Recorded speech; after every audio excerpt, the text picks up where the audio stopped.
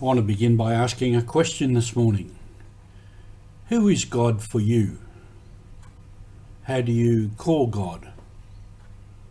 How do you name God? And with the Trinity, how do you refer to Jesus? How do you name Jesus? How do you call Jesus? And also the Spirit. Who is the Spirit for you? This is Mission Alive. I'm Roger from the MSC Mission Office. These are important questions because it's not just a matter of translation. When you go as on mission to other people in another culture, you have to translate. But how do you translate something into a language if they don't have that thing in the language? Like these days in many places, like electricity.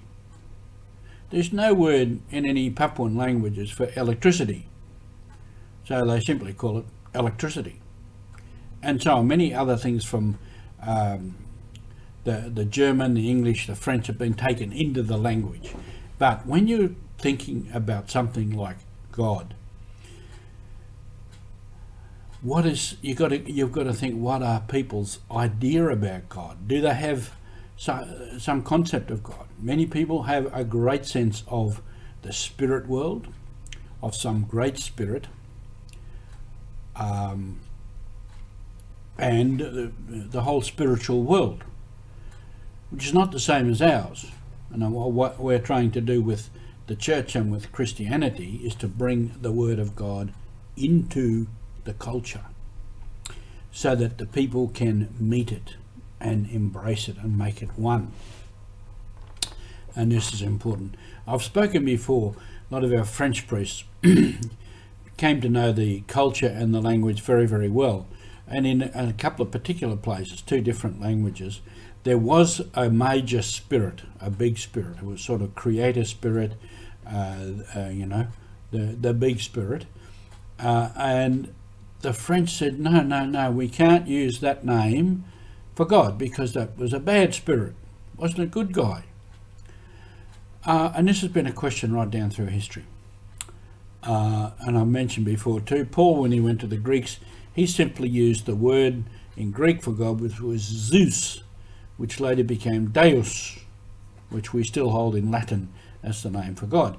The idea was to use the word that the people knew, and then over time you re-educate them, re-catechize them towards what we mean by God. So this is a great question for us. The same as for Jesus, in some of the Papuan languages that are related, Jesus is called Lohia, which means chief. And in some other language it's Lopia, and other related Yobia. They're variations on the same name. It means chief. But interestingly, in their language, that name, Lohia, or Lopia, means good.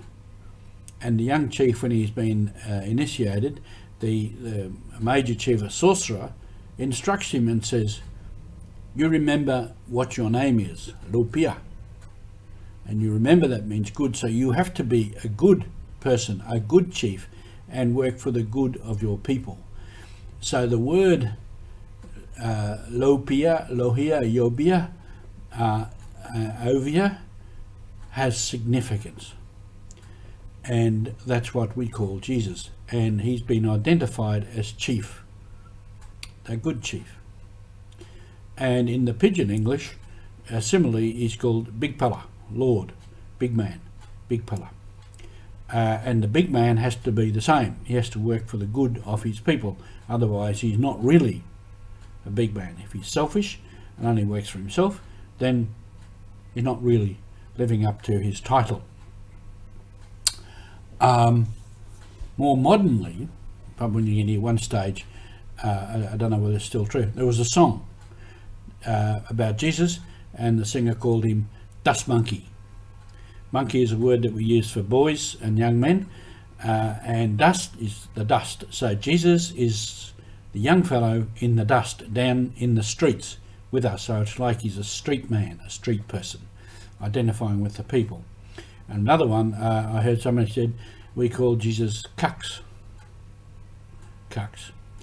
Kux is short for Kakana in the Motu language, Kakana. And Kakana means older brother. It can be your older blood brother or your cousin, older cousin brother. So Kux is big brother, big bro. All these things are part of what we do on mission, because that's how we try to bring the good news about Jesus, about God, about the Spirit into the culture and the mind of the people. Thank you for being with us on mission.